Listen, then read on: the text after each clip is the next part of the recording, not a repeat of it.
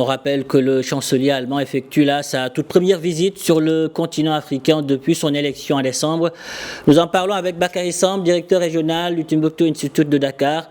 Bonjour Bakary Samb, merci d'avoir accepté notre invitation. Bonjour et merci de votre aimable invitation. Alors, que vous suggère le timing, disons, de Olaf Scholz pour faire cette visite? Oui, cette visite intervient 6 mois après son installation en tant que nouveau chancelier allemand.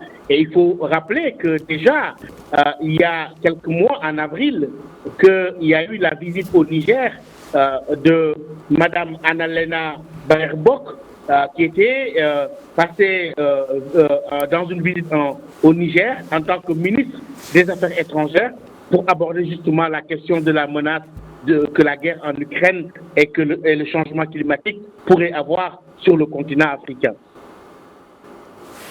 Alors au Sénégal, il était question d'économie. Au Niger, c'est surtout de sécurité dont il a été question avec le président Bazoum.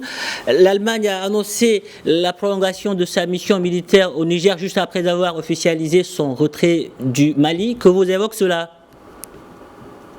Oui, absolument. Le Sénégal d'abord, parce que le Sénégal joue un rôle important dans une Afrique de l'Ouest et un Sahel en crise sur les plans politiques, sécuritaires et migratoires. Mais aussi, ce pays assure la présidence tournante de l'Union africaine. Et d'ailleurs, le président sénégalais Macky Sall a été invité à participer au sommet du G7 organisé par l'Allemagne au mois de juin prochain. Mais il ne faut pas oublier, je crois qu'il y a aussi l'enjeu énergétique. Avec la crise russo-ukrainienne, il faut savoir que le hub gazier pour l'Europe va passer du nord, c'est-à-dire de l'Allemagne, vers le sud.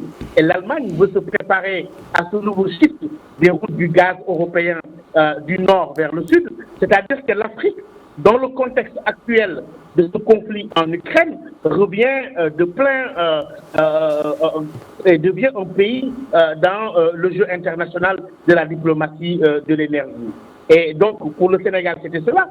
Mais sur le Niger, qui a été le point fort de la visite, oui, le chancelier allemand a été dans cette base de formation des forces spéciales nigériennes qui a été construite et équipée par l'Allemagne à Tila, dans la région de Tawa. Et d'ailleurs, on voit que cette opération qu'on appelle la mission Gazelle a été quelque chose salué par le président nigérien, qui demande d'ailleurs que l'Allemagne poursuive cette opération et prolonge cette opération et ce projet au Niger aujourd'hui. Bakary Samb, après le retrait du Mali du G5 Sahel, le président Bazoum a lui-même estimé que l'organisation était morte. Avec le renforcement aujourd'hui de la coopération sécuritaire avec Berlin et le redéploiement des soldats de Barkhane au Niger, Niamey est-elle en train de devenir la plaque tournante de la lutte antiterroriste dans le Sahel? Sans doute, Niamey est aujourd'hui le hub sahélien de cette lutte contre le terrorisme. Quand on regarde le G5 Sahel, avec 3 pays qui sont en transition après des coups d'État, et aujourd'hui seulement la Mauritanie qui essaye de faire de son mieux, il est vrai que la place de Niamey est une place forte aujourd'hui sur le plan sécuritaire et que la demande du président Bazoum au chancelier allemand de prolonger la mission et le projet Gazelle dans la région de Tawa est un signe que le Niger veut se positionner, mais aussi que l'Allemagne commence à jouer sa propre carte dans le Sahel, malgré le projet d'européanisation de cette lutte-là avec Takuba qui tarde à être opérationnalisé. L'Allemagne veut véritablement jouer sa propre carte au Sahel et elle trouve un allié de taille qui est le Niger au regard de la configuration géostratégique et géopolitique et de l'emplacement de ce pays et surtout du rôle important que le président Bazoum est en train de jouer dans le Sahel.